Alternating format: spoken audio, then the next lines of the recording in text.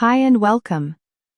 On this channel, we break down ideas, share knowledge, and make learning simple and enjoyable. If you're someone who loves to grow and learn new things, don't forget to subscribe and join us. 10 years of marriage. That was what I gave him. A decade of dinners I planned, clients I charmed, mornings I spent in carpool lines and school hallways, while he built his reputation in rooms I never entered. On the morning of our anniversary, I woke to an empty pillow, a lukewarm coffee pot, and no note. Not even a text. I waited until 9, then I called.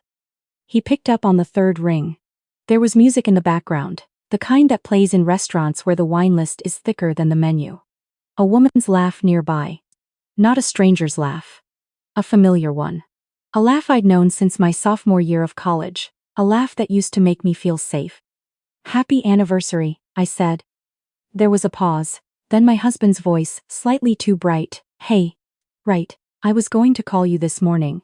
The meetings have just been." "Where's Shay?" I asked. The pause stretched long enough to answer me. When she took the phone, she didn't bother with cruelty dressed kindness. That had never been her style. "He's filing the papers Monday, sweetheart," she said, her voice almost gentle. "You had a good run, but honestly, you stopped being his partner years ago. You became the furniture." 3 days later, I sent them a photo. Me in Vienna, standing in a glass-walled conference room overlooking the Danube, beside someone who recognized every single thing my husband had stolen. Their calls came flooding in, 17 missed, back to back. I slid the phone into my purse, nodded to the driver, and left without a word. But I should start from the beginning. I set the phone on the kitchen counter without hanging up. I could hear them murmuring, laughing again, their voices shrinking to a tinny buzz against the granite. I stood in the kitchen my husband had renovated last year. Italian marble, custom cabinetry. The breakfast nook he'd showcased in an architectural lifestyle piece he gave an interview for without mentioning me once. And I breathed. In through the nose. Out through the mouth, the way my therapist had taught me, before I stopped going to therapy because the appointment times conflicted with his client dinners. I was 37 years old. My husband was in Aspen with my best friend. And somewhere beneath the numbness, something that had been dormant for a very long time, was starting to wake up. Jack and Lucy were at school. I had 6 hours before pickup. I used every minute. The grief came later that night, when the house was quiet and both kids were asleep, and I sat on the bathroom floor, with the water running so they wouldn't hear me. I'd married my husband at 27, with a portfolio of interior design work. I'd spent 5 years building commercial spaces, hospitality projects, a small art center in Portland that had won a regional award the year before we met. I'd been 26 when he showed up at one of my project reveals, charming and confident, a man who talked about architecture, the way most people talked about sports. I thought he understood what I loved. I thought he saw me. I took the first year off, just to help him get stable. Year 2 brought Jack. Year 3 Lucy. By year 4 my licensure had lapsed. A technicality, he'd said, you can renew it whenever you want to. And by year 5 I'd stopped wanting to. Or I'd stopped letting myself want to, which I understand now is not the same thing. I found the old portfolios in the closet, in a box I hadn't opened in years. Hard copies, printed renders of spaces I'd imagined and built and stood inside and felt proud of. I sat on the closet floor looking at a woman I'd nearly forgotten, the Arts Center in Portland, a boutique hotel lobby in Charleston that I'd spent 8 months designing. A concept I'd developed for a mixed-use residential space, adaptive reuse of a textile mill, sustainable materials, communal design elements that were unusual enough to feel visionary at the time. I stared at that last one for a long time. Then I went to my husband's office. He'd kept it locked since the early years of our marriage, a rule he introduced gently, the way all his rules came. As suggestions, then preferences, then simply the way things were. The key lived on his keychain, but there was a spare I'd found years ago and never mentioned. I mentioned it now, alone in the house at 11:30 at night, turning it in the lock. The office was meticulously kept. No family photos, degrees on the wall, a framed magazine cover, the kind of curated presentation that said this is a man who controls his image carefully. I started with the filing cabinet. The folder labeled Marsh Hospitality Group, Proposal pending was in the second drawer. I read it standing up because my legs forgot how to sit. The proposal was for a boutique hotel development in the Danube district of Vienna. 78 rooms, adaptive reuse of a 19th-century warehouse, communal design philosophy, a sustainable material sourcing plan that drew on local artisan networks. The concept document was 26 pages long and elegant and completely, unmistakably mine. Not influenced by my work, not inspired by my approach, mine the textile mill project, the Charleston lobby philosophy, the adaptive reuse framework I'd sketched out in a notebook in 2011 and never fully realized. Because I got pregnant with Jack, and we moved across state lines, and I put the notebook in a box that eventually ended up in a closet behind winter coats I hadn't worn in 6 years. At the bottom of the proposal, the client name. Brennan Marsh. Marsh Hospitality Group, Vienna, Austria. I had to sit down after all. Brennan and I had studied together. Not a romantic thing, never that, but the kind of design school friendship that runs deep, because you're building your entire sense of what beauty means alongside someone else. He'd been a year ahead of me. We'd kept in loose touch through my marriage years. Holiday cards, occasional emails, congratulations when I heard through the grapevine that Marsh Hospitality was growing into something serious. I hadn't thought about him much in the last few years. I hadn't thought about much except school pickups and grocery lists, and whether the caterer for my husband's Q3 client dinner could accommodate a nut allergy. I checked the proposal date. Final review meeting, next Tuesday, Vienna. I sat in my husband's chair for a long time. Then I turned off his lamp, locked his office door behind me, and climbed the stairs to check on my children. Jack was asleep with a book on his chest, his glasses still on. I removed them and set them on his nightstand. Lucy had kicked off her blanket and curled into the corner of her bed like a cat. I tucked her back in. I stood in the hallway between their rooms for a moment, listening to them breathe. "You became the furniture," Shay had said. I went downstairs and opened my laptop. Brennan's number was on the proposal letterhead. I called it at 5:45 in the morning, after I'd spent the night assembling everything. The proposal, photographs of my original sketches, the Charleston project documentation I still had in the cloud, the notebook I'd photographed page by page on my phone. He answered on the second ring. Even across a decade and an ocean, his voice was exactly the same, careful, precise, with that dry warmth underneath. I said my name, my maiden name first, then the one I'd taken. "Stella," he said, and the way he said it told me he remembered me as the person I used to be, not the person I'd become. "I know this is coming from nowhere," I said. "Is something wrong? Do you know a company called Harwick Designs? My husband runs it." The silence was the answer. "We're in final negotiations with them," Brennan said slowly. "Why?" "The Vienna proposal he sent you," I said. "Those design concepts, they're mine. I developed them before my marriage. I have the original documentation, the adaptive reuse framework, the communal design philosophy, the sustainable sourcing structure. It was from a project I never built. He found the materials in our home and repurposed them as his firm's proprietary methodology." A long pause. I could hear him breathing. "Stella," he said finally, "I need to see everything you have." We met 3 days later, while Jack and Lucy were in school and my husband was still in Aspen. I knew because his credit card statement was now forwarding to my email. A setting I'd changed, with the same quiet patience I'd spent 10 years applying to everything else in our house. Brennan was already at the coffee shop when I arrived. He stood when he saw me, which was such a simple thing, and yet it made my throat tighten, because I couldn't remember the last time my husband had stood when I entered a room. We spent 2 hours with my documents spread between us. By the end, Brennan's face had gone from cautious to grave. "This isn't resemblance," he said, setting down the notebook. "This is documentation of original concepts that appear in that proposal nearly verbatim." And the Charleston project. We published a case study referencing similar principles in our own trade journal. He subscribed to it. I have his name in our subscriber list. He looked at me. "This is intellectual property theft, possibly fraud." "I know," I said. "We've already committed significant resources to due diligence on this deal." "I know that too, I'm sorry." He shook his head. Don't apologize.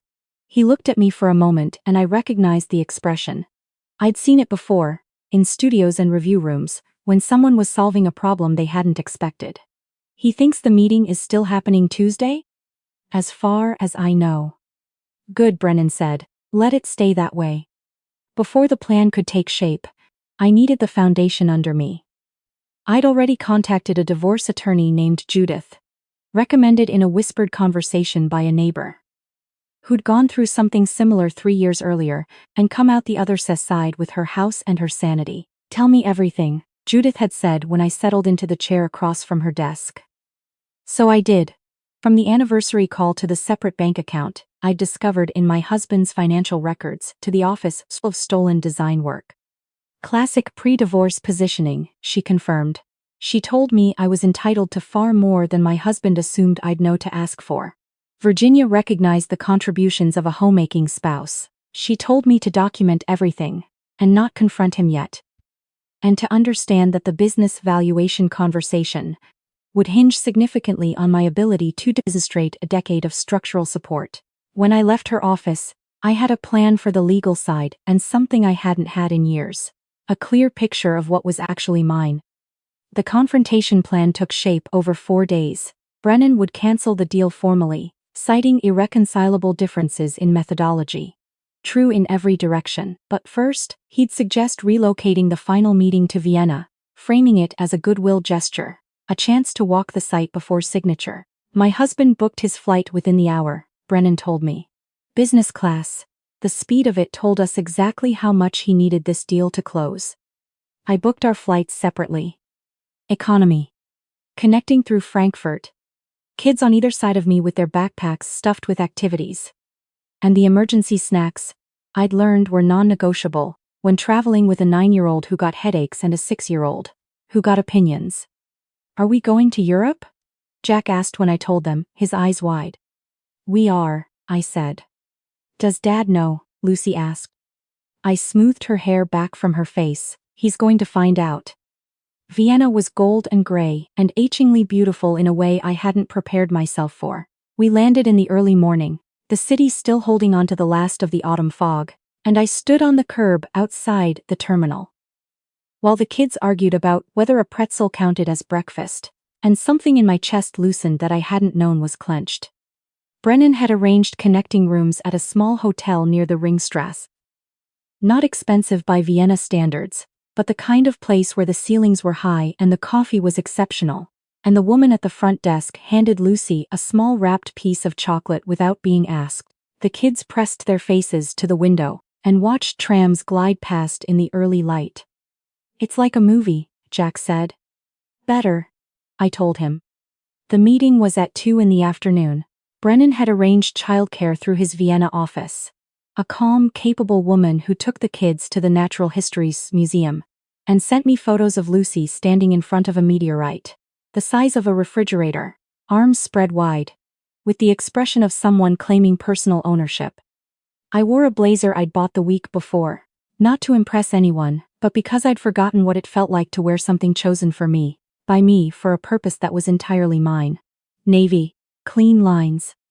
The kind of thing I used to wear to client presentations before I became someone who attended client dinners as a wife. And left before dessert when the babysitter called. Brennan met me in the lobby of the Marsh Hospitality Group's Vienna office. His team was already assembled, legal counsel, chief financial officer, his director of design. I shook hands with all of them. I was introduced as a design consultant and former originator of the contested concepts, which was accurate in every direction. We watched the lobby feed on a tablet while we waited. My husband arrived 11 minutes early, which told me how nervous he was. He was never early for anything he wasn't afraid of losing. He walked into the conference room with his shoulders back and his hand already extended, that practiced confidence that had charmed clients and impressed neighbors for a decade. Then he saw the assembled team, and the confidence flickered. He didn't see me at first. I was seated slightly behind Brennan, angled toward the window. Holden, Brennan said, not standing, not taking the extended hand. Please sit down. My husband sat. He opened with pleasantries that landed in silence. Then Brennan placed the comparison documents on the table. His team's original design reports alongside my husband's proposal, my original notebook pages alongside his methodology brief, and the pleasantries stopped. "There must be some confusion," my husband said. "There isn't," Brennan said. "I've had these concepts in development for years. If there's a resemblance..." "The notebook is dated," I said. He turned then. The color left his face in a single visible drain. "Stella." His voice came out compressed, like something had gone wrong with the pressure inside it. "What are you doing here?" "I'm consulting," I said, "on a project that belongs to me." What followed was not a long meeting. Brennan's legal counsel presented the documentation with the efficient clarity of people who had done this before and had no interest in drama.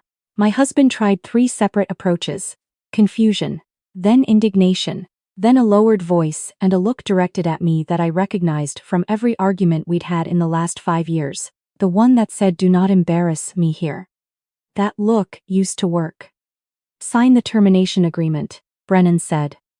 "We'll address the intellectual property matters separately, with counsel present. But this negotiation is over." My husband signed with a hand that wasn't entirely steady. When Brennan's team filed out to give us a moment, my husband looked at me across the polished table, with something I hadn't seen from him in years. Not contempt, not dismissal, something closer to reckoning. "Is this punishment?" he asked. "No," I said, "it's a consequence, there's a difference." I stood, straightened my blazer. "The children are well, by the way, they love Vienna." His jaw tightened. "You brought them here without..." "I have documentation of your written consent to international travel. Your attorney will see it." I paused at the door. "We should get back. Lucy found a meteorite." In the hallway, Brennan was waiting. "All right?" he asked. "Almost," I said. I took out my phone. The Vienna office was all glass on the south side, the Danube district spread below in layers of copper and stone. Brennan stepped beside me, and I held out my phone to his passing assistant. "Would you mind?" I asked. She took 2 photos. In both of them, I am standing straight, looking directly at the camera, not performing anything. Not triumph, not vengeance, just presence. A woman in a navy blazer in Vienna, next to an old friend who had recognized her work when she'd nearly stopped recognizing it herself. I sent the better one to my husband's number, and to Shay's without a caption. Then I put my phone in my purse. Their responses started arriving before we reached the elevator. I didn't read them. We collected Jack and Lucy from the museum. Lucy had acquired a postcard of the meteorite and was explaining its origin to her brother, with the confidence of someone who had personally verified all facts on site. Jack was eating another pretzel. "Can we come back?" he asked. "Yes," I said, and I meant it. That evening, Brennan joined us for dinner, at a small restaurant, 3 blocks from our hotel. The kind of place where the menu is handwritten, and the kitchen smells like butter, and something roasting slowly. He and Jack had a long conversation about bridges. He helped Lucy cut her schnitzel into smaller pieces without making a thing of it. He talked to me like I was someone worth talking to, which sounds like a small thing and was not. We flew home 4 days later, after I'd taken my children on a tram, and to a Klimt exhibition, and to a pastry shop, where the cases were full of things that looked like art. I came back to Virginia with every document Judith needed, an independent bank account, and a clarity that felt different from anger. Less electric, more structural, the kind of clarity you can actually build on. The divorce proceedings were not clean, but they were decisive. My husband arrived to the first hearing looking like he intended to win. What he had not accounted for was that Judith had been doing this for 22 years, that the financial records told story his attorney couldn't reframe, and that the Marsh hospitality situation, now in the hands of their legal team and 2 independent assessors, had introduced a credibility problem that followed him into every room he entered. He claimed I was unstable. The court-appointed evaluator noted that I had maintained a stable and nurturing home environment throughout the separation, that both children were adjusting well, and that I had demonstrated consistent, informed decision-making throughout the process. He claimed I was financially reckless. I submitted 7 years of household accounting. He tried once to imply the Vienna trip had been impulsive. Judith put the written consent on the screen. That line of argument closed. My parents came to stay with us for 3 weeks during the proceedings. My mother held my hand at the kitchen table the second night and said, "We saw you disappearing and we thought it was your choice. We should have pushed harder." I told her it had been my choice and also not.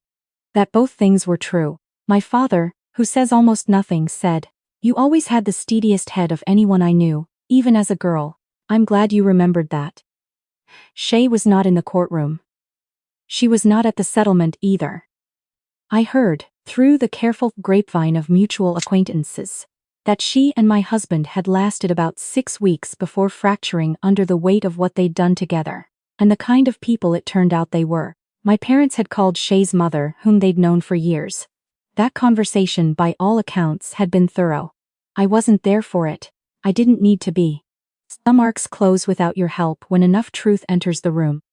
The settlement was better than Judith had initially projected. Primary custody of Jack and Lucy. They would stay in the house, in their schools, with their Saturday morning routines intact. Half of our joint assets. A share of Harwick Design's valuation, assessed with the recognition that I had provided a decade of structural support that allowed the business to reach the scale it had achieved, regardless of whose name was on the filing. My husband didn't look at me when we signed the final papers. But as we were leaving the conference room, he stopped beside me for a moment. "I really didn't think you'd do all this," he said. It wasn't accusatory. It sounded almost like acknowledgement. "I know," I said, "that was always your biggest mistake." 6 weeks after the divorce was finalized, I passed my design licensure reinstatement exam on the first try. Judith had told me to expect multiple attempts. I don't know why I was certain I'd pass. I just was. Brennan called that evening to congratulate me. He'd heard through a professional network alert, which made me laugh. My name in a system again, legible to people who were looking for someone like me. We talked for an hour, which was easy and ordinary in a way I wanted to be careful with. Because easy and ordinary were things I was learning not to take for granted. He mentioned a project in the planning stages. A boutique hotel, not Vienna, a different city, a different building, a concept that hadn't been designed yet. "I know someone," he said. "Do you?" I said. "She has an interesting portfolio. Bit of a gap in the middle. But the early work is exceptional. And recent indicators suggest her instincts are intact." "Recent indicators," I repeated. "She took 2 children to Vienna on 4 days' notice and left a meeting looking like she'd done it every week for years. That's someone who knows how to handle a project." I looked out the kitchen window. Jack was in the backyard, throwing a ball against the fence, the same mindless rhythm he defaulted to when he was thinking about something. Lucy was at the table behind me, drawing, narrating her drawing to herself in a low continuous murmur. "Send me the project brief," I said. "Already in your inbox," Brennan said. After I hung up, Lucy looked up from her drawing. "Who was that?" "A colleague," I said. She considered this. "The one from Vienna?" "Yes." She returned to her drawing with the satisfied nod of someone whose theory had been confirmed. "I thought so," she said, and went back to narrating quietly to herself. I opened the email. The project brief was 40 pages, detailed and ambitious, the kind of thing I would have read with my whole body 10 years ago, leaning into it, pencil already moving. I read the first page, then the second. By the third, I had a pencil in my hand without knowing I'd picked it up. The gap in my resume was 10 years wide. The woman who'd won that regional award in Portland before she got lost inside. Someone else's blueprint was 37 now, with 2 kids, a reinstatement certificate, and a kitchen that was finally quiet enough to think in. I started making notes.